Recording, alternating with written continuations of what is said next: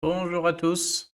Alors une vidéo très courte là pour le top 500 épique puisque cette fois je l'ai joué étant donné qu'on avait un télescope à la clé.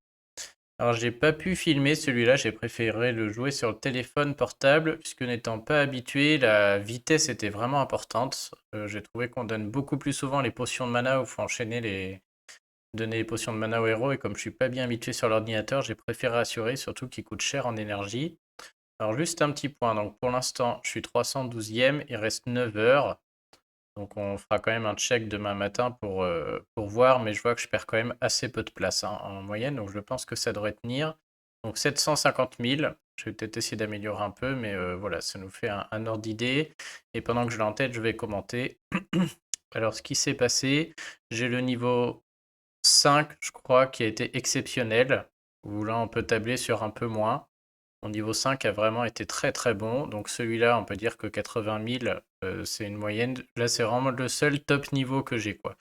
Tous les autres niveaux ont été, je veux dire, bons, classiques, mais le 5 était vraiment exceptionnel. Et je pense que mon 10 n'est pas terrible et peut être amélioré. Donc au niveau des équipes que j'ai utilisées, enfin avant les équipes, juste par rapport à quand vous me voyez faire le rare, franchement c'était assez similaire. C'est-à-dire que sur les quelques premiers niveaux jusqu'au niveau 6-7, je cherche un gros combo au début, en un ou deux mouvements. De toute manière, on n'a pas trop le choix parce que la couleur change vite, hein. Et après, bah, j'enchaîne les objets pour finir. Il y a juste à partir du niveau, on va dire, 6, 7, 8. Là, c'est quand même des niveaux où le premier niveau, j'enclenche Wilbur avant de faire mes combos 3-4 pour que les tuiles rouges répartissent les dégâts entre tout le monde. Parce que déjà dans ces niveaux-là, je trouve que j'ai plus assez d'objets sinon pour finir la vague 1 puis la vague 2 avant de faire le boss. C'est-à-dire que s'il me reste un mob de la vague 1 qui est full life, je suis obligé de l'abîmer avec un de mes héros avant de le tuer avec les objets, sinon j'ai pas assez d'objets pour 2 vagues et ça me fait perdre du temps. Quoi dire que 6, 7, 8 par rapport au rare, j'ai été obligé de d'abord enclencher Wilbur pour que les tuiles rouges qui remontent sur mon premier mouvement, ça fasse vraiment un bon partage des dégâts entre les trois et que je puisse finir tout le monde à coup d'objets. Par contre, la grosse différence pour moi, c'était niveau 9 et 10, où là, j'ai été obligé d'attendre un très bon puzzle et d'utiliser une équipe particulière. Je vais vous montrer.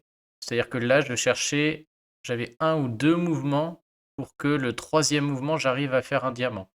Et donc l'idée, c'était que voilà, j'ai un ou deux mouvements bonus où je fais ce que je veux. Au troisième mouvement, j'enclenche Wilbur et je crée le diamant. Normalement, ça répartit de manière égale les dégâts, donc je finis à coup d'objet. La deuxième vague, je finis encore à coup d'objet. Et sur la dernière vague, bah, j'enclenche mon diamant et après j'essaie de finir avec les objets qui me restent et la compétence. Et donc c'était vraiment pas facile. Et donc voilà la grosse différence. Seconde différence, c'est au niveau des timings. Sur le rare, je finis souvent entre 30 et 40 secondes. 40 c'est assez rare. Là, on va pas se mentir, en épique, je finis quand même sur les derniers niveaux, je finis à 55 secondes, parfois 1 minute sur les 3 derniers. Et même les premiers, c'est rare que j'en ai fait en 30 secondes pile, on était plutôt proche des 40.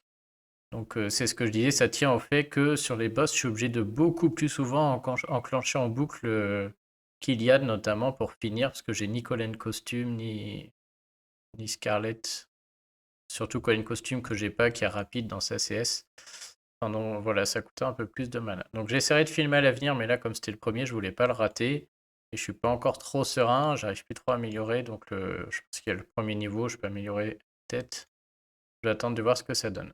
Au niveau des équipes utilisées, donc du niveau 1 jusqu'au niveau 7 ou 8, on va dire, j'étais là-dessus. Donc Wilbur est indispensable. Moi, j'ai pas Lancelot, donc je suis obligé de jouer Boltusk.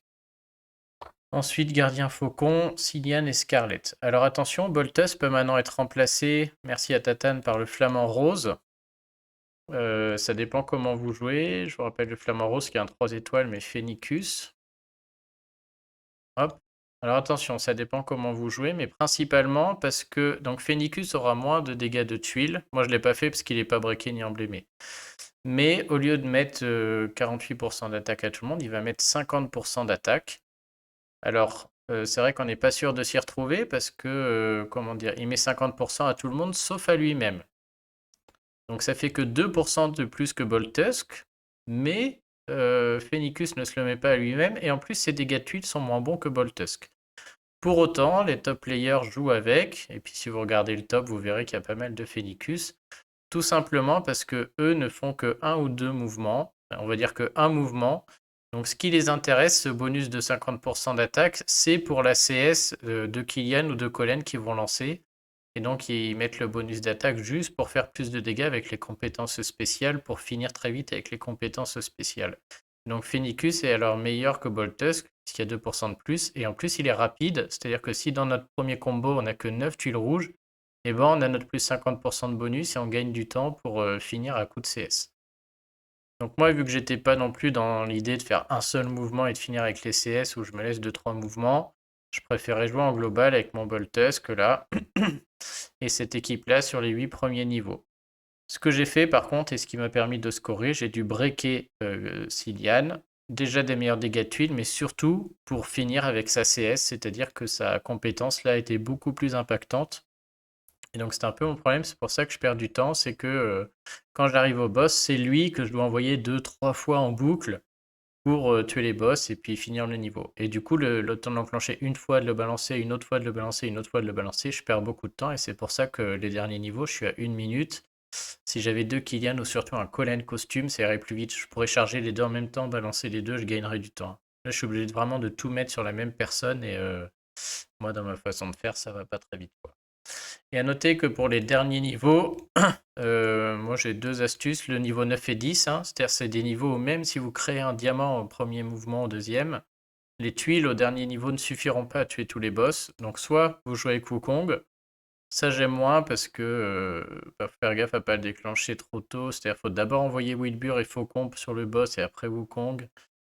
En bref, avant c'était pas mal, maintenant il y a mieux, hein.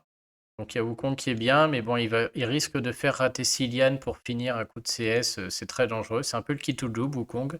C'est un niveau qui coûte 7 énergie, on met du temps à trouver le bon puzzle, donc on n'a pas envie de faire en plus un kit to double avec Wukong sur la fin. Maintenant, il y a Franz, hein. Donc sur le niveau 9 et 10, j'ai joué ça. On se passe d'un rouge et de beaucoup de dégâts de tuiles, mais par contre, Franz, grâce à sa CS, fait en sorte que les boss prennent 2 fois plus de dégâts. Donc on peut se passer d'un rouge pour mettre 2 fois plus de dégâts avec les autres boss, hein. Et en plus, du coup, les CS de Cillian sont aussi beaucoup plus impactantes. Donc pour les niveaux 9 et 10, avec France, ça passe beaucoup mieux. Voilà, donc je mettrai le score final demain, mais ça s'est passé comme ça. Et puis je vais encore passer un peu de temps là pour voir. Mais a priori, ça devrait suffire ici.